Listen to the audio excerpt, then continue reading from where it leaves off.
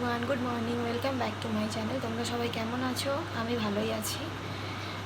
আবার দেখেছো কেমন মানে বেশ গরম গরম পড়েছে, কিন্তু তাও দেখো একটু হালকা হালকা আকাশটা মেঘমেঘ করছে।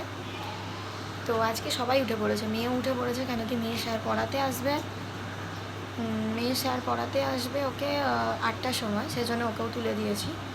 আর আজকে হাজব্যান্ডের অফিস যাওয়ার তাড়া নেই, সেজন্য রান্না টান্না তেমন বিশেষ কিছু একটা করিনি, একটু টিফিনের তরকারি আর টুকটাক কিছু করে রেখে আমি স্কুলে যাবো বলে রেডি হয়ে গেছি, বেরোবো।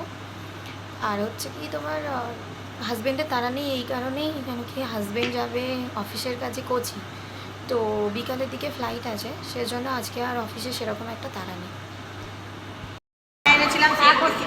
এখন আমাদের স্টার্ট হয়ে গেছে পার্টি, সিঙ্গারা আর জিলিপি।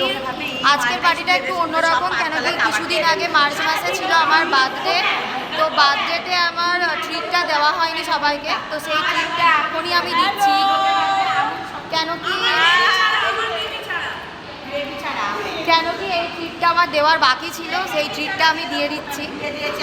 সামার ভ্যাকেশনে স্টুডেন্টরা আসে না, তাই আজকেই এই ট্রিটটা দিলাম। তখন অনেকটা প্রেশার থাকে কাজে, সেই জন্য দেওয়া হয় না। এই যে সবাই এখানে বসেছি, আমরা গোল টেবিল করে বসে খাওয়া দাওয়া স্টার্ট করবো। খাওয়া দাওয়ার পরে চলছিল কাজ, আর সাথে ছিল মাঝে মাঝে সেলফি তোলা। তো এগুলো হচ্ছে আমার কো টিচার, আমরা সবাই একসাথেই কাজ করি। তো সবাই মিলে আমরা কাজ করছিলাম, কাজ করে এগিয়ে রাখছিলাম যেগুলো করতে হবে। কিছুক্ষণ কাজ করার পর আমরা এবার ব্রেকফাস্ট করতে চলে এসেছি। সকালের টিফিন হয়ে গেছে, এবার আমরা ব্রেকফাস্ট নিয়ে বসে পড়েছি। প্রথমেই বললাম কি আমার বার্থডের জন্য অ্যারেঞ্জ করেছি, আগে করা হয়নি, সেটা এখনই হয়েছে। তো আগেই বললাম বর অফিসের কাজে বাইরে যাবে, তার জন্য ব্যাগ গোছানো হয়েছে। তো আমি কালকে রাত্রে কিছুটা গুছিয়ে রেখেছিলাম, কিন্তু পছন্দ হয়নি। সকালবেলা আবার নিজের ব্যাগ গুছিয়েছি, রেডি হয়ে গেছে বেরোবে বলে।